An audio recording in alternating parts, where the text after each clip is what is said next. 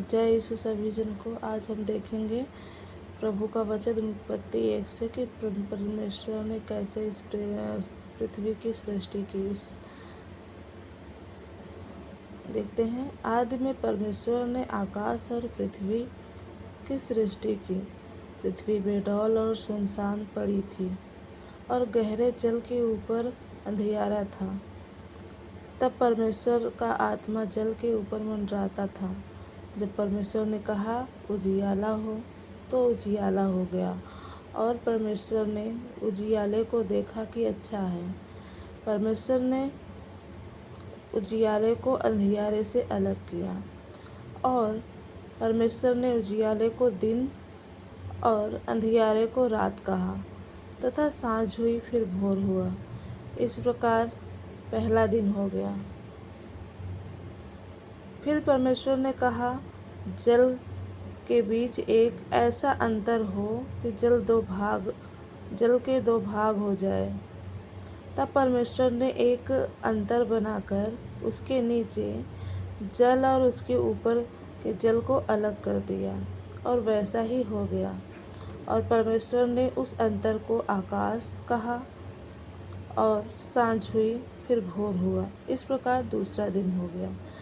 फिर परमेश्वर ने कहा आकाश के नीचे का जल एक स्थान पर इकट्ठा हो जाए और सूखी भूमि दिखाई दे। वैसा ही हो गया। परमेश्वर ने सूखी भूमि को पृथ्वी कहा, तथा जो जल इकट्ठा हुआ था उसको उसने समुद्र कहा। और परमेश्वर ने देखा कि अच्छा है। फिर परमेश्वर ने कहा पृथ्वी से हरी घास और बीज वाले छोटे पेड़ और फलदायी वृक्ष भी, जिनके बीज उन्हीं में एक एक की जाति के अनुसार पृथ्वी पर उगे। और वैसा ही हो गया। इस प्रकार पृथ्वी से हरी घास और छोटे छोटे पेड़, जिसमें अपनी जाति के अनुसार बीज होता था, और फलदायी वृक्ष, जिसके बीज एक एक की जाति के अनुसार उन्हीं में होते हैं, उगे। और परमेश्वर ने देखा कि अच्छा है। तथा सांझ हुई, फिर भोर हुआ। इस प्रकार तीसरा दिन हो गया। फिर परमेश्वर ने कहा दिन को रात से अलग करने के लिए आकाश के अंतर में ज्योतियां हों, और वे चिन्हों और नियत समयों और दिनों और वर्षों के कारण हों। और वे ज्योतियाँ आकाश के अंतर में पृथ्वी पर प्रकाश देने वाली भी ठहरे। और वैसा ही हो गया। तब परमेश्वर ने दो बड़ी ज्योतियाँ बनाई। उनमें से बड़ी ज्योति को दिन पर प्रभुता करने के लिए और छोटी ज्योति को रात पर प्रभुता करने के लिए बनाया। तथा तारागण को भी बनाया। परमेश्वर ने उनको आकाश के अंतर में इसलिए रखा कि वे पृथ्वी पर प्रकाश दें तथा दिन और रात पर प्रभुता करें, उजियाले को अंधियारे से अलग करें। और परमेश्वर ने देखा कि अच्छा है। तथा सांझ हुई, फिर भोर हुआ। इस प्रकार चौथा दिन हो गया। फिर परमेश्वर ने कहा जल जीवित प्राणियों से बहुत ही भर जाए, और पक्षी पृथ्वी के ऊपर आकाश के अंतर में उड़े। इसलिए परमेश्वर ने जाति जाति के बड़े जल जंतुओं की और उन सब जीवित प्राणियों की भी सृष्टि की, जो चलते फिरते हैं, जिनसे जल बहुत ही भर गया। एक एक जाति के उड़ने वाले पक्षियों की भी सृष्टि की। और परमेश्वर ने देखा कि अच्छा है।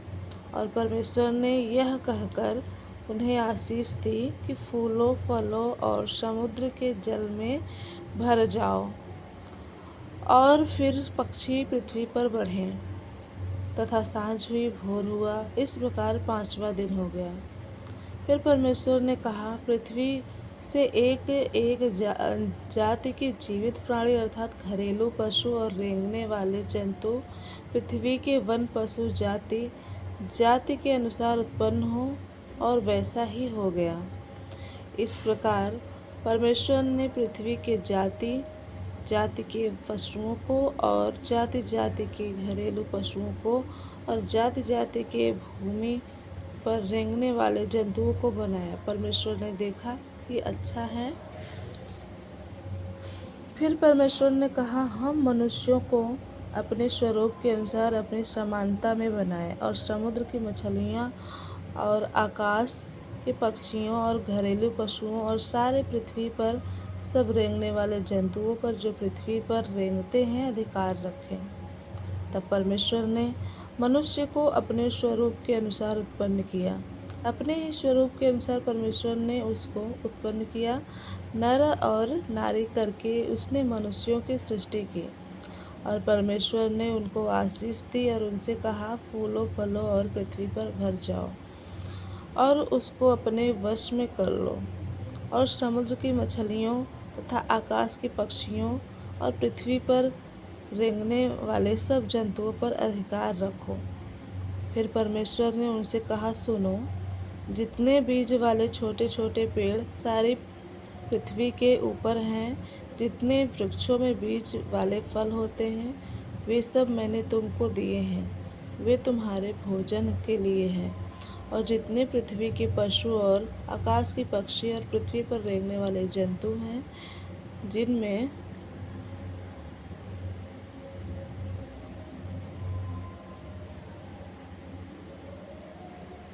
और जितने पृथ्वी के पशु और आकाश के पक्षी और पृथ्वी पर रेंगने वाले जंतु हैं, जिनमें जीवन का प्राण है, उन सब के लिए खाने के लिए मैंने सब हरे हरे छोटे पेड़ दिए हैं। और वैसा ही हो गया। तब परमेश्वर ने जो कुछ बनाया सबको देखा और क्या देखा कि बहुत अच्छा है। तथा सांझ हुई, फिर भोर हुआ, इस प्रकार छठवां दिन हो गया। यूँ आकाश और पृथ्वी उनकी सारी सेना का बनाना समाप्त हो गया। और परमेश्वर ने अपना काम जिसे वह करता था सातवें दिन समाप्त किया। और उसने अपने किए हुए सारे काम से सातवें दिन विश्राम लिया। और परमेश्वर ने सातवें दिन को आशीष दी और पवित्र ठहराया, क्योंकि उसमें सृष्टि की रचना के लिए अपने सारे काम से विश्राम लिया। आमीन।